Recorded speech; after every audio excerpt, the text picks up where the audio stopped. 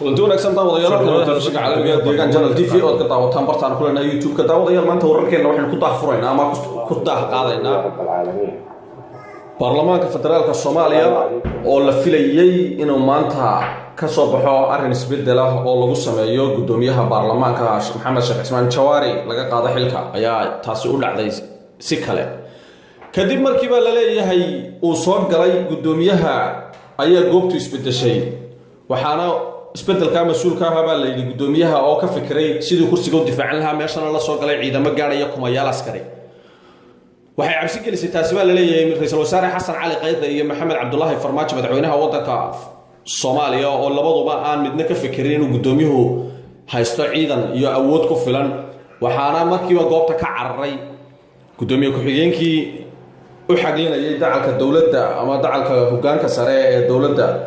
waxaana shir degdeg markiiba ay ku galeen qasriga madaxtooyada iyagoo ka cabsi qaba baa la leeyahay inuu hore ugu soo ruqaansado oo madaxweynuhu uu ku dhawaaqo inuu dhacay madaxweynihii iyo ra'iisul wasaarihii waddankan oo isagu mas'uul ka yahay isbedelkan la yaab kale ee saaka ka dhacay baarlamaanka federaalka Soomaaliya ayaa waxa inta badan wax la iska weydiinayaa sababta dawladda federaalka Soomaaliya iyo sirdoonkeedu u ogaan waayeen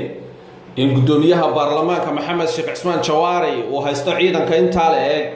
waxaanay u eeg tahay maanta xaaladda magaalada Muqdisho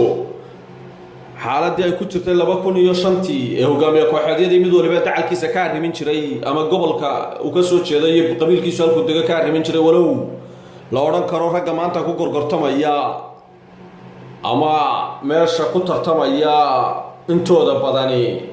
deegaan ahaan uma degana magaalada haddaba waxa xiisaha gaarka u sii yeelay arrintan ayaa iyadoo in dhaweydba ay ugu baaqayeen inuu iscasilo gudoomiyaha baarlamaanku madaxweynaha Soomaaliya iyo Xasan Cali Khayre oo ah ra'iisul wasaaruhu ayaa mar qura waxa dadkii Soomaaliyeed ee daawanayay goobta oo xildhibaanadii gudoomiyaha taageersanaa ay live ka soo gelinayeen baraha bulshada isbedelay markii uu gudoomiyuhu la soo galay ciidamo aad u tiro badan gudoomiye ku-xigeenkiina uu meesha ka fakaday daawadayaal wixii warar ka soo kordha waxaynu ku soo qaadan doonaa barnaamijyadeena dambe ee nala wadaaga clipka yar ee golaha laga soo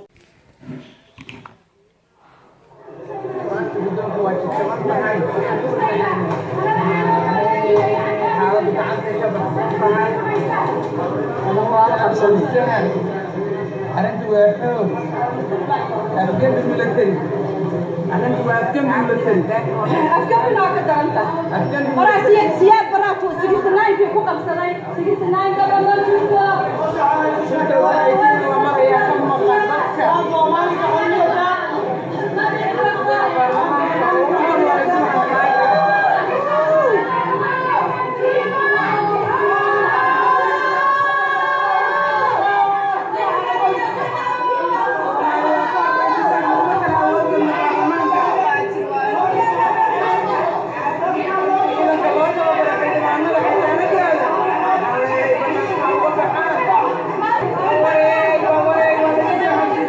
gudoomiyaha baarlamaanka hadalkiisan ayaa imanayay iyadoo oo madaxweynaha federaalka Soomaaliya uu ka gaabsaday arrinta inuu dhex galo maadaama uu taageersan yahay dacalka ra'iisul wasaare Xasan Cali Khayre